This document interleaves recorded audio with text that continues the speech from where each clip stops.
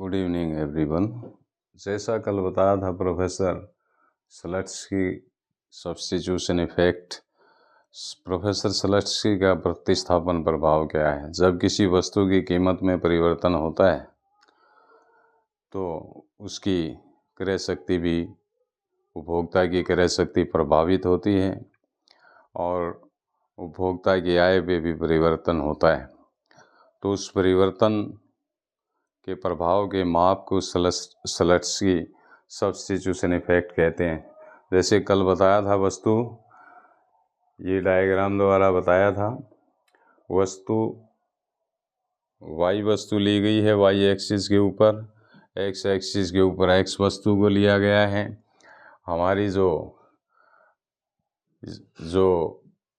Budget line थी वो budget line हमारी शुरू में ये बजट लाइन थी CL, ये बजट लाइन थी और हमारे उपभोक्ता का संतुलन E बिंदु पर था प्रारंभिक अवस्था में। E बिंदु पे जहाँ वस्तु X की OM मात्रा क्रय कर रहा था और वस्तु Y की OG मात्रा क्रय कर रहा था।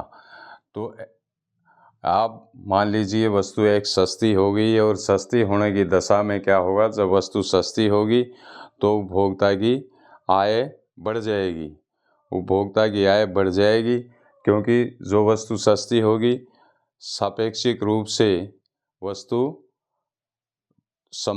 दूसरी वस्तु सापेक्षिक रूप से महंगी होगी और सस्ती वस्तु सापेक्षिक रूप से सस्ती हो जाएगी।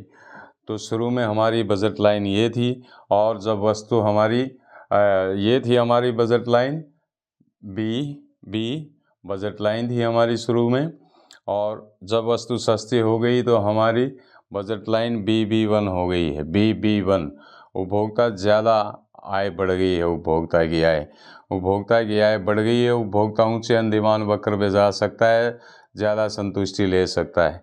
लेकिन प्रोफेसर सलट्सकी कहते हैं कि उपभोक्ता की जो बढ़ी हुई आय है, वस्तु एक सस्ती होने से आय जो बढ़ी है, उस बढ़ी हुई आय को लागत अंतर विधि द्वारा वापस ले लिया जाए तो भी उपभोक्ता सापेक्षिक रूप से महंगी वस्तु के स्थान पर सस्ती वस्तु का प्रतिस्थापन करेगा। इसको सलट्सकी प्रतिस्थापन प्रभाव कहते हैं। जो यह आय बढ़ गई थी तो बढ़ी हुई आय लागत अंतर विधि द्वारा वापस ले ली जाए।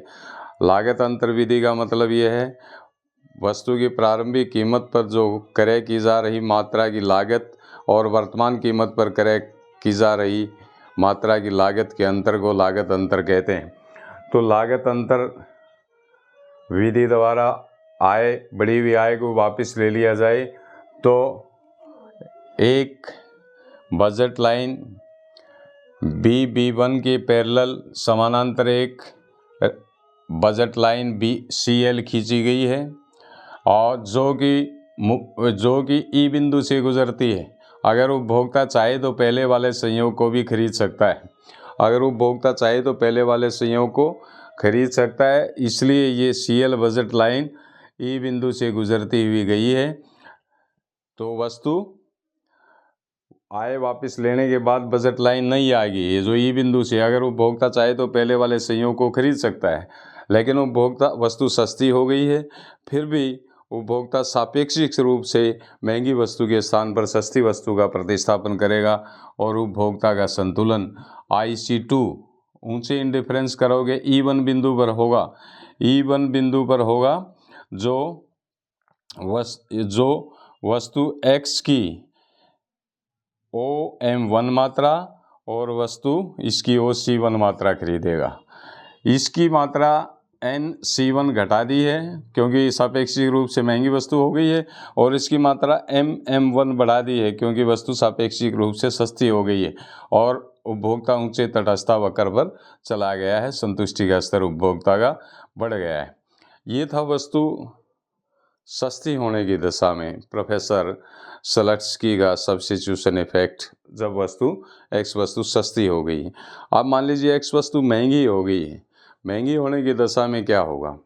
महंगी होने की दशा में हमने जैसे OYX पर Y वस्तु को लिया है और OX अक्ष पर X वस्तु को लिया है, तो हमारी जो प्रारंभिक बजट लाइन जो हमारी प्रारंभिक बजट लाइन थी वो हमारी थी बी, प्रारंभिक बजट लाइन बी, और उपभोक्ता का संतुलन इंडिफरेंस कर्व IC2 के ई बिंदु पर था।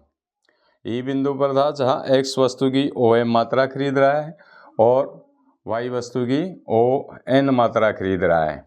अब मान लीजिए वस्तु X सापेक्षिक रूप से महंगी हो गई है, तो उपभोक्ता क्या करेगा? सापेक्षिक रूप से महंगी वस्तु का प्रतिस्थापन सापेक्षिक रूप से सस्ती वस्तु के स्थान पे, सस्ती वस्तु का प्रतिस्थापन महंगी वस्तु के स्थान पे करेगा।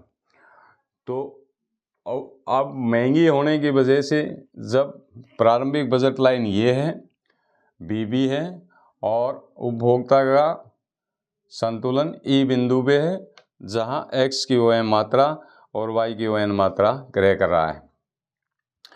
तो अब मान लीजिए वस्तु महंगी हो गई है। महंगी होने की दशा में बजट लाइन नीचे डाउनवर्ड आ जाएगी, डाउनवर्ड शिफ्ट हो जाएगी नीचे की तरफ। सस्ती होने की दशा में अपवर्ड शिफ्ट हो जाएगी बजट लाइन, और महंगी होने की दशा में डाउनवर्ड शिफ्ट हो जाएगी, और BB1 हो गई है बजट लाइन। अगर उपभोक्ता चाहे तो ये खरीद सकता है, लेकिन प्रोफेसर सलट्सकी कहते हैं कि ये जो आय महंगी हुई है, ये जो आय में कमी आई है, लागत अंतर विधि द्वारा इस आय को वापस उपभोक्ता को दे दिया जाए,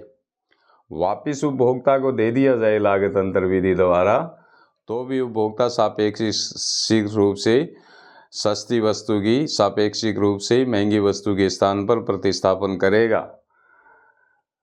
ये मान लीजिए ये महंगी हो गई है, इतनी आय में कमी आ गई है, तो अब लागत अंतर विधि द्वारा आय वापस दे रहे हैं उपभोक्ता को, ताकि उसका अंतर पूरा हो जाए। तो इसके जो बी के समानांतर एक और रेखा हमने खींची है, B1 के समानांतर एक रेखा खींची है, CD एक रेखा हमने खींच ली है जो ई बिंदु से गुजरती है। अगर उपभोक्ता चाहे तो पहले वाला संयोग खरीद सकता है, उपभोक्ता पहले वाला संयोग नहीं खरीदेगा, क्योंकि वस्तु महंगी हो गई है और महंगी वस्तु की मात्रा को घटाएगा। उपभोक्ता घटाएगा तो उपभोक्ता का संतुलन IC3 वक्र के E1 बिंदु पर हुआ, जहां वस्तु X की OR मात्रा, मान लीजिए OR मात्रा खरीद रहा है, और OB वस्तु की Y की OB मात्रा और X की OR मात्रा खरीद रहा है।